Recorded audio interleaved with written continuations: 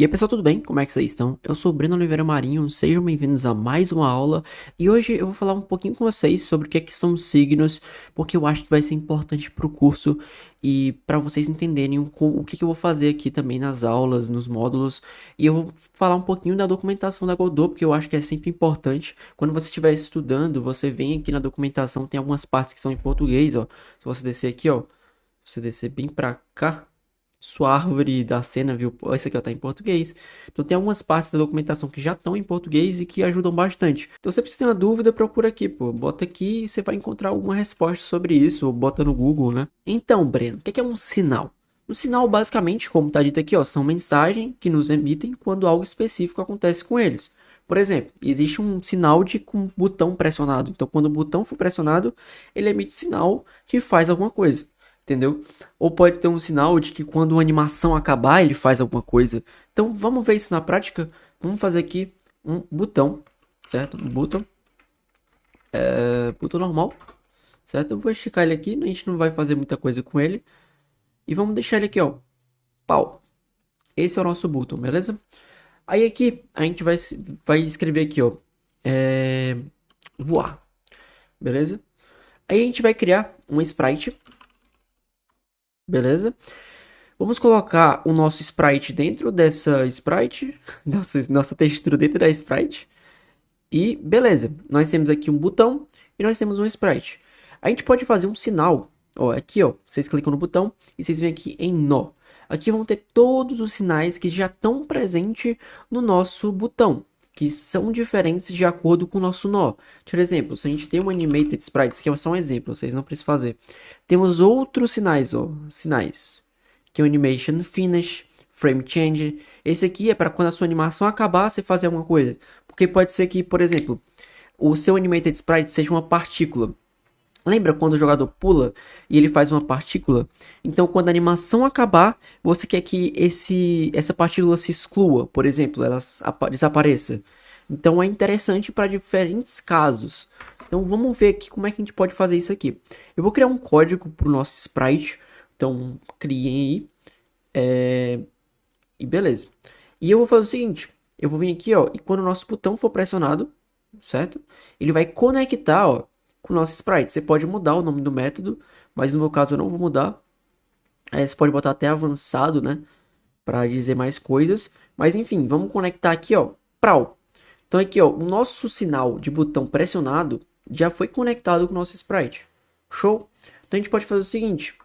A gente pode criar uma variável var movimento igual a false, certo? Ela começa false. A gente vai criar uma func process, que é a nossa função de 60 vezes por segundo, né? Do nosso sprite. Então, tudo que tiver aqui dentro do process vai ser executado 60 vezes por segundo. Então, ó, a gente vai dizer que o nosso sprite... Não, sprite a gente não precisa falar, né? A gente bota position.y menos igual a 1. O que vai acontecer? Se a gente rodar a nossa cena... Pera aí que eu tô rodando, acho que é a cena errada. Ah, não, tô não. Daí, ó, ele tá andando pra cima. Tá andando pra cima toda hora. Porque a gente tá dizendo que a posição dele tem que ser diminuir 1 a cada segundo. Inclusive, é bom sempre multiplicar por delta, né? Então, a gente diz o seguinte. Se movimento for igual a true, aí ele se movimenta, né? Pra cima. Show de bola. Então, vamos ver. Ó, movimento é igual a true? Não.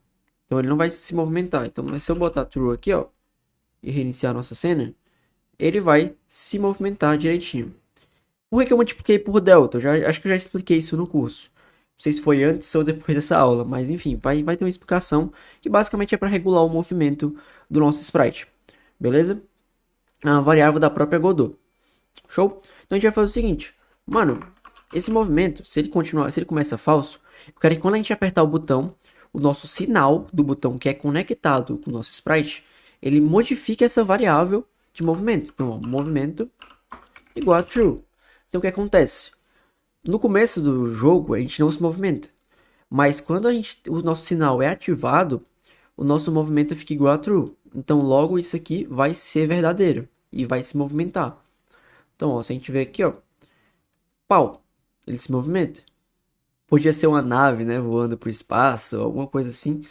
E é muito interessante isso aqui para muita coisa. A gente pode também criar os nossos próprios sinais e também podemos conectar sinais com coisas. Então, beleza, vamos criar um timer e vamos supor que a gente quer, quando esse tempo acabar, ó, criamos o nó do timer, quando esse tempo acabar, a gente quer que esse nosso jogador ele fique invisível. A gente poderia usar o timeout direto, mas a gente pode também criar uma conexão entre o sprite e o timer.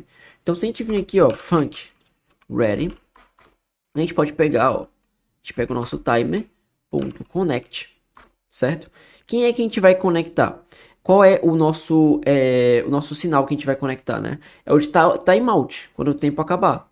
Então a gente vai vir aqui, ó, timeout, show? E aí beleza, é o timeout, mas com quem ele vai se conectar? É com nós mesmos, o sprite, no caso. E qual o método que ele vai executar quando o timeout for executado? Ele vai executar ele tem que ser uma string, desaparecer. Beleza? Então, basicamente, vocês criam essa função desaparecer. Eu acho que eu não expliquei muito bem na aula, mas cria essa função desaparecer e você vai dizer que quando ela for executada, dentro dela, a visibilidade do nosso sprite vai ser igual a false. Então, adiciona isso e tá show. Então, o que está acontecendo aqui? O nosso funcReady, que é a nossa função de quando o jogo inicia, ela está conectando o nosso timer, que é filho do sprite, e falando o seguinte: quando o seu sinal de que o tempo acabou, ele foi executado, eu quero que também você execute junto o desaparecer, beleza? Então a gente conectou o timeout com o desaparecer. Então se a gente vir aqui e executar o nosso jogo, quando o nosso tempo acabar, ó, o nosso sprite desaparece. Por que está acontecendo?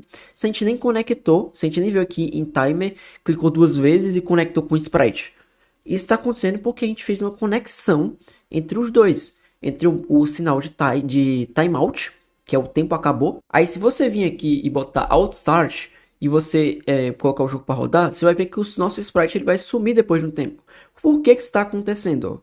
Porque, tipo, basicamente a gente falou que quando começar o nosso jogo, a gente tem que ter uma conexão entre o timer e o nosso sprite. Ó, e o timer vai se conectar com nós mesmos, que é quem está fazendo esse script, quem está fazendo esse código, que é o sprite. E ele está conectando o nosso sinal de tempo acabou com a nossa função desaparecer. Tá aqui, ó, desaparecer. E o que é que essa função faz? Ela deixa o nosso personagem invisível. Então, a gente não precisa necessariamente pegar o sinal do timer e botar aqui, ó, conectar. Não precisa. E a gente pode criar os nossos próprios sinais. Por exemplo, a gente pode vir aqui, ó, você cria um signal dizer oi. Vamos supor que a gente faz esse sinal, né? E a gente pode falar o seguinte: quando o nosso botão for pressionado,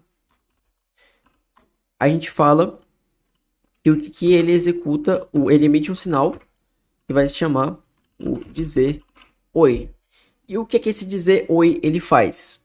É a gente que vai dizer. A gente vem aqui, ó, no sprite e vai ter aqui, ó, o nosso próprio sinal, ó, dizer oi. A gente conecta ele com o nosso sprite e a gente diz aqui, ó, print oi. Tá ligado? Então, basicamente, a gente criou um sinal, a gente executou ele quando o botão for pressionado e ele vai executar uma função que é o print oi. E vamos lá, ó, clicamos e ele printou oi aqui embaixo. Show? Então você aprendeu como você criar os seus próprios sinais, você aprendeu como você conectar sinais dos nós já existentes na Godot. Por exemplo, você vem aqui em Sprite, aí tem os nós dele, que é o Frame Change, o Texture Change, o do botão, que é o do botão pressionado. Sempre tem os sinais de cada nó. E você aprendeu a conectar esses sinais, o que é muito importante, beleza? Então, muito obrigado por assistir essa aula. Se você tiver alguma dúvida, deixa nos comentários. E é nóis!